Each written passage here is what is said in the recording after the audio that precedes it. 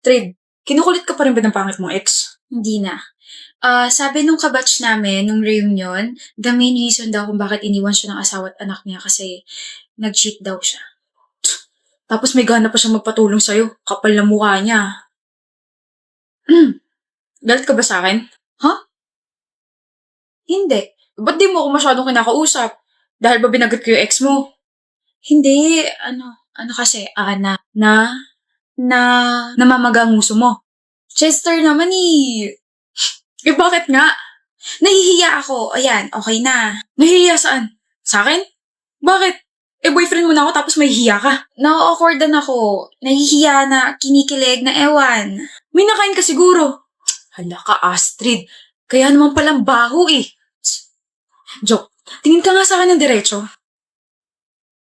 Uy, may pagtingin siya sa akin. Crush mo ba ako, miss? Sobra. Sabi ko na patay ka sa akin eh. Huy, ako lang to ah. Si Chester, yung kapitbahay mong napadaan tapos hinila ka tapos naging crush mo tapos ngayon boyfriend mo na. Ako lang to. Ako lang to, miss. I love you po. Huy, sabi ko I love you po. Ay, napuwing ako. Chester! Mahal din kita, miss, kahit di kita kilala. Visit ka? Sino ka nga po ulit? Chester. Ikaw yung girlfriend ko, miss. Ganda mo naman. Pakis nga. Visit, kinikilig ako. Sabi ko na nasi CR ka eh. Okay ka lang? Ano masakit? Paa. Ayan na nga ba sinasabi ko eh. Kaka-cellphone mo yan.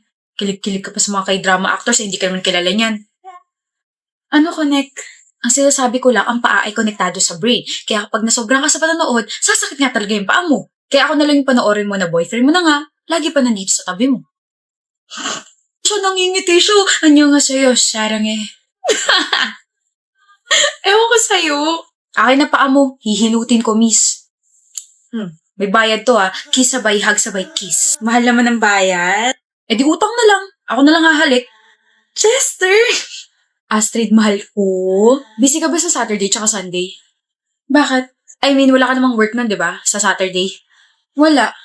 So, hindi ka busy. Hindi. So, pwede tayong mag-date. Oo. Okay, so yung date natin ay 2 days and 1 night. Pupunta tayong Bulacan.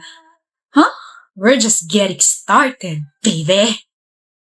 Okay, so ganito yung mangyayari sa date natin. 5 a.m. yung call time nating dalawa. Breakfast tayo sa favorite fast food chain mo. Tapos magda-drive ako. Tapos you can sleep anytime. You can sing along sa music. Tapos pagdating ng lunch, kakain tayo sa isang restaurant. Don't worry, nagpa-reserve na ako. Tapos pagdating natin sa beach, pwede muna tayo magpahinga. Tapos gising, tapos swimming. Tapos magta-try tayo ng mga different water activities. Sandali.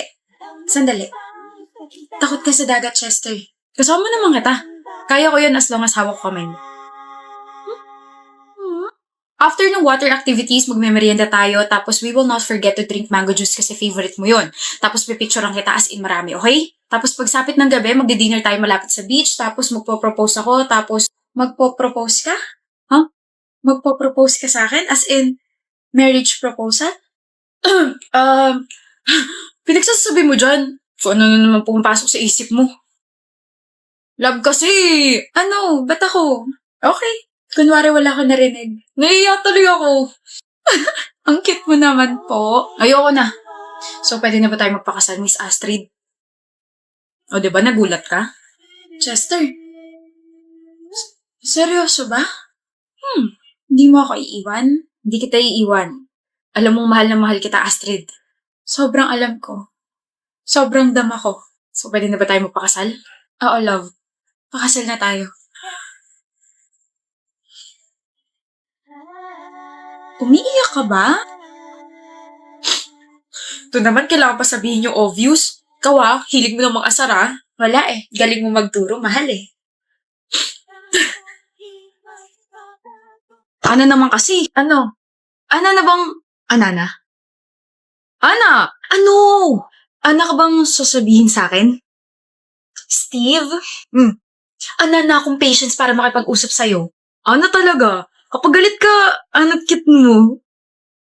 You can't resist my cuteness, Ana. Kausapin mo na kasi ako na maayos. Ayoko. May tatanong lang naman ako eh. Baka tingin naman to, akala mo naman ako lang nakikita. Stop it! Kung tanungin mo na kaya ako, no? Sa lahat ng mga naging crush mo, sino yung pinakamalakas ang appeal? Kala ko naman kung anong tanong. Yung crush ko na first year college ako. Sa lahat ng mga nagkagusto sa'yo, sino yung pinakagwapo? Yung lalaki nung third year college ako. Di kayo na. Naging kami nga. Tanong-tanong ka tapos naiinis ka dyan. Sa lahat ng mga naging ex mo, sino yung gusto mong balikan? Ikaw? Ikaw, Steve. Ikaw yung gusto kong balikan. Ako? Si ano talaga mapagbiro? Gusto kita pero ex. Naging tayo? I mean, gusto ko maging tayo pero... Huh? Oo. Ba't ka mumingiti? Naging tayo. Last year. Hey, you know you don't really have to come, Anna. He called me. Kaya ka nagpunta kasi nag-drunk ko sa'yo. Nag-alala ka, no? Ewan ko sa inyong dalawa. Halata naman gusto niyo isa't isa pero ayaw niyo pa rin umamin. Shut up. Gano'n ba karami ininom niya? At aware ba kayo na mabilis malasing yon? Alam naman namin kaso birthday ng isang pinsan namin eh. Nasaan ba siya? Nasa kitchen ako po. Pagal mo na lang ako, Ana. Nandun ako sa sala. And, heads up lang. Sobrang kulit niya. I know. Steve. Ana? Ana? Do you wanna be the snowman? Kamukha mo si Ana ko. Ana mo? Si Ana ko na pinaana yung puso ko. Ako to si Ana. Si Ana ko hindi pupunta rito. Masungit yan. Suplada. Talaga? Shh. Pero mabait siya. Kahit makulit ako, kinakausap ako noon. Tinuturuan ako sa ibang subjects. Tsaka sumasama siya kapag niyayaya ako siya sa mga family gatherings. Kaya gusto siya ng pamilya ko. Maganda ba si Ana? Tinatanong pa ba yan? Sobra. Oops! Akin si Ana. Akin ka, Ana. Tayo ba? Oo! Tayo! Girlfriend kita! Talaga? Ana? Break na tayo. Agad? Oh, di mo naman ako gusto eh. Break na tayo. Opo, break na tayo. Opo, ikaw unang boyfriend and ex ko. Ana? Pagkising ko, ikaw pa rin gusto ko. Opo, gusto rin kita. Diba? Naging tayo. Akala mo yung gwapong crush ko na first year college ako, siya rin yung unang magiging boyfriend at unang ex ko. Kaya pala tawa ng tawa yung pinsan ko kinabukasan kasi ganun pala yung nangyari.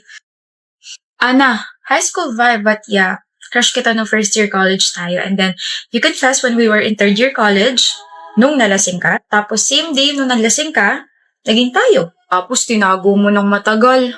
I guess I was too scared to take the risk. Ngayon, takot ka pa rin ba? Umamin na ako, sa tingin mo may takot pa rin ako? Ana! Niyaya kita sa isang formal na date. Niyaya kita na pakinggan muli ang nararamdaman ko para sa'yo. Niyaya kita. Okay, let's do that. Gusto kita, Steve. And now, it's the time to take this relationship seriously. Babalikan mo ex mo, ha? Babalikan mo ako, ha? Oo, tapos makikipag-break agad ako sa'yo after 2 minutes. Ana! Sabi mo, let's take this seriously. Don't worry. Seryoso ako sa'yo. Ana! Sige na kasi, Dahlia. Isang beses lang to, please. Pagbigyan mo na ako. Gusto ko na kasi magka-jowa ka. I'm fine being single. Fine being single pero napaka-bitter. Kulang na lang pigain ka sa sobrang dami mong kinain na ampalay eh. Ano ba kasing mapapala ko kung papayag ako sa gusto mo? Anong album na gusto mo? Hindi. Ano ang mga albums na gusto mo? Ano kailangan kong gawin? Okay, you just need to entertain your blind dates. Maraming nakapila, so please, sana may mahanap ka na. And I promise you, this is gonna be worth it. Wow, miss. Ganda mo pala. Cringe. Pass. ASL mo. Ano to online dating app? Alis. Alam mo bang matalino ako and alam ko na lahat ng babae gusto yon. Ako ayoko. Ang hirap kaya kausap yung mga matatalino, lalo ko nabobog. So ano gusto mo sa lalaki? Yung hindi nagtatanong ng ganyan tanong.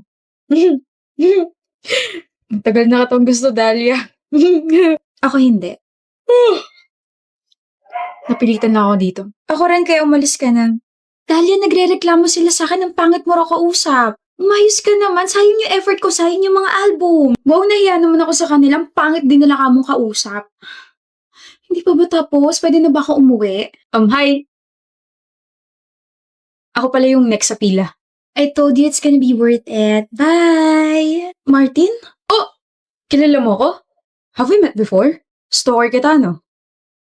Anong ginagawa mo rito? Hindi pa ba obvious? Nandito ako para makapag-date sa'yo. Haba ng pila, muntik na nga ako mainip eh. Anong ginagawa mo rito? Hindi ka dapat nandito. Bawal bang pumila ang ex? I'm just trying to shoot my shot. Okay? Baka kasi, pwede na ulit tayo, Dahlia. Martin, alam mo yung nangyari sa ating dalawa. It was an awful breakup. An awful breakup because we were both childish and impatient. Martin, ano ba? Hirap mong intindihin. Ikaw ang mahirap intindihin. May kausap ako tapos bigla mo sasabihin na boyfriend kita? Yung kausap mo na lalaki? Halatang interesado sa'yo eh. You're being childish. Parang hindi mo ginawa yung ginawa ko. Actually, mas malala pa nga yun sa'yo eh. Hindi ka lang nagpakilala as my girlfriend. Hinalikan mo pa ako sa harap ng blackmate ko. Nagtatanong lang naman siya about sa group project namin eh. Well, she likes you.